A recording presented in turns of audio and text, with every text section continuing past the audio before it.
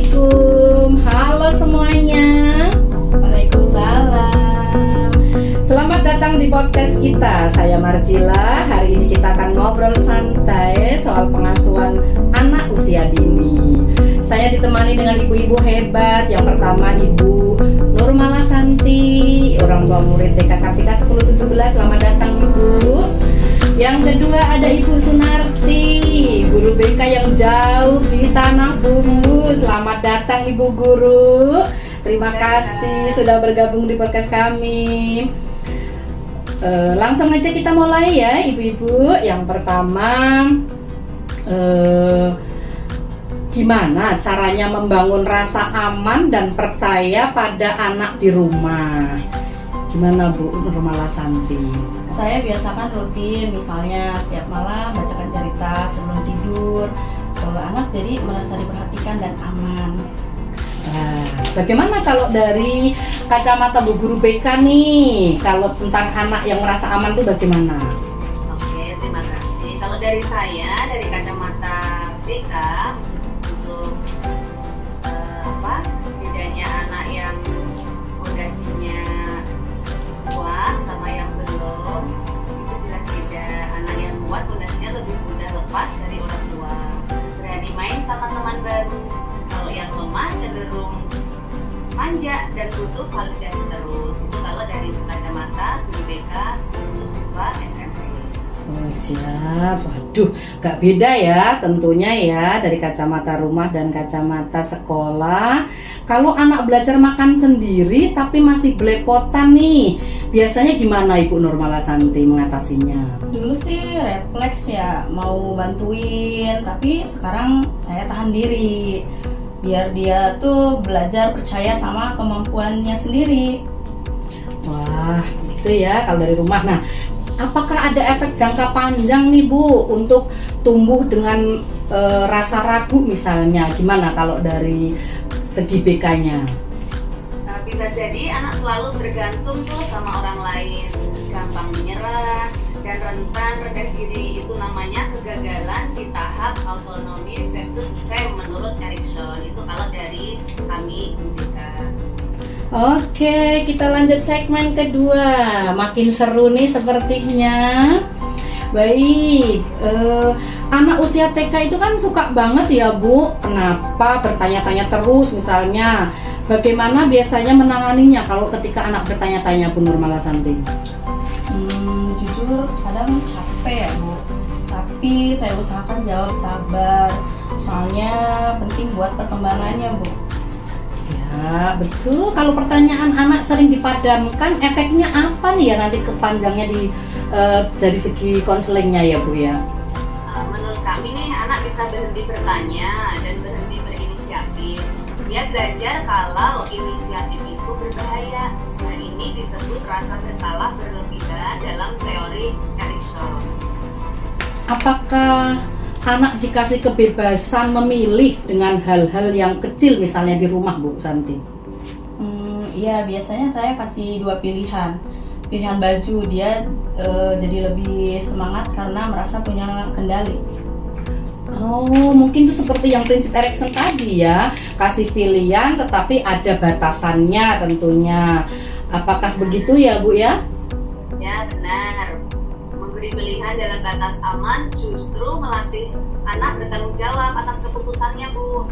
Oh, jadi tidak boleh ditentukan sendiri oleh orang tuanya ya, tentu dikasih pilihan dengan batasan ya.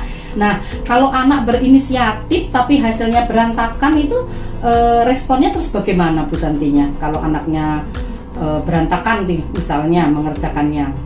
Saya coba tanya dulu, kamu tadi mau bikin apa? Biar diskusinya enak, nggak langsung marah gitu Bu. Nah, bagaimana dengan di sekolah? Dari memarahi di depan umum atau dibandingin tuh sama yang lain, sama teman yang lain, itu sangat merusak rasa percaya diri dari anak tersebut. Wah, mantap nih obrolan kita. Masih lanjut ya Bu. Nah, kalau kita masuk ke perspektif nih ya, perspektif di sekolah nih, masalah psikososial, apa yang paling sering Ibu temui nih sebagai guru BK di sekolah nih? 3 besar ya, susah pisah sama orang tua, suka kumpul teman, dan berpergian banget, nggak mau main sama siapapun tuh biasanya. Akarnya biasanya dari pola asuh di rumah yang salah biasanya. Nah, pola asuh di rumah ya. Nah, bagaimana dengan pengalaman Bu Santi? Anak saya pernah banget setiap diantar nangis. Jadi saya sering bilang, Mama tunggu di sini ya. Itu membantu banget sih Bu. Nah, kalau ada hal tersebut, ini kan anak TK ya Bu Narti ya. Nah, ini layanan BK-nya harusnya seperti apa nih kalau menemui seperti ini? Kalau menurut kami lah, pakai media bermain, boneka tangan mungkin, menggambar, atau musik. Anak TK nggak bisa disuruh curhat panjang kayak remaja kan Bu. Jadi ya seperti itu kayaknya solusinya. Iya. Nih lah, kalau pernah dapat masukan nggak sih Bu Nurmala Santi dari gurunya di sekolah gitu? Pernah gurunya bilang, anak saya takut bikin kesalahan. Sempat nggak mau coba permainan baru. Saya kaget, soalnya di rumah tuh kelihatan pede gitu Bu. Percaya diri ya anaknya ya. Nah, ini kalau ada hambatan komunikasi seperti ini dari segi BK dan orang tua itu bagaimana Bu Narti? Persepsi ya, banyak orang tua pikir dipanggil BK berarti anaknya bermasalah, padahal kan belum tentu tuh.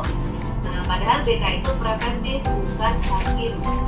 Iya ya, selama ini dikiranya takut ya Bu kalau Bu dipanggil gitu ya, takut. Wah, makin seru nih kita ya. Sejauh mana nih kita masuk ke rumah dan sekolah nih ya? Sejauh mana sinerginya dari sekolah dan rumah menurut ibu-ibu berdua? Bu Narti dulu nih. Sejauh mana nih? Kalau menurut kami lah sudah ada, tapi masih bisa lebih kuat. Seringnya orang tua dan sekolah berjalan sendiri-sendiri nih untuk saat ini nih. Nah, bagaimana kalau dari rumah nih, dari segi dari rumah, Bu Nurmala? Setuju ya, kadang saya baru tahu masalah di sekolah. Pas udah besar, saya pengen komunikasi rutin yang ringan. Wah, satu langkah lagi praktis nih ya. Satu langkah praktis dari sekolah dulu, gimana nih Bu Narti? Nah, dari sekolah buat laporan perkembangan psikososial yang rutin, nggak cuma nilai akademis tentunya. Nah, kalau dari segi orang tua, dari rumah? Lebih produktif bertanya ke guru, bukan cuma nunggu masalah. Wah, jadi harus saling komunikasi tentunya ya.